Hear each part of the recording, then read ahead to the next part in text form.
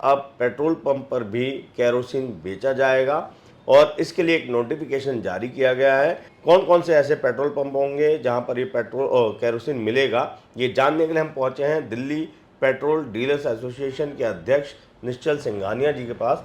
देखिए, एलपीजी की किल्लत को देखते हुए, खासकर कमर्शियल एलपीजी के सिलेंडर्स की किल्लत को देखते हुए सरकार ने केरोसिन को बेचने का प्रस्ताव रखा है सारे राज्यों में, उन 21 राज्यों में भी जहां पे ये कम्प्लीटली बैन था। उसी के तहत हर राज्य के हर डिस्ट्रिक्ट में 2 कंपनी द्वारा संचालित जो पेट्रोल पंप होंगे उन पे ये सुविधा उपलब्ध होगी।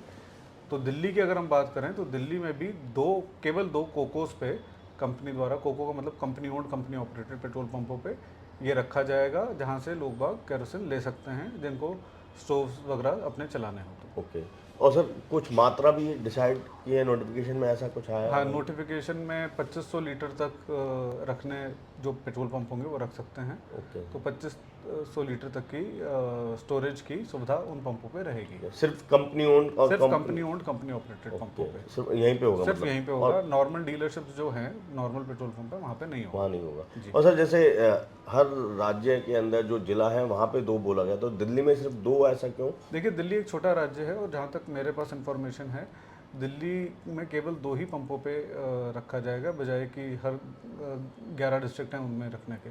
तो सिर्फ 2 ही। अभी हो सकता है कि कोई बदलाव आए, पर अभी तक जो जानकारी है 2 कोकोस दिल्ली में चिन्हित किए जाएंगे और वहाँ पे इसको रखा जाएगा। और इसके अलावा सर बाकी अगर हम बात करें दिल्ली की, तो यहाँ पेट्रोल डीजल की सप्लाई में या सीएनजी की सप्लाई में कोई कमी या कोई ऐसा कोई परेशानी देखिए, तो जब नहीं? से ये गल्फ की स्थिति चालू हुई है, तब से दिल्ली में खासकर कोई भी कमी नहीं आई है, ना पेट्रोल की, ना डीजल की, ना सीएनजी की।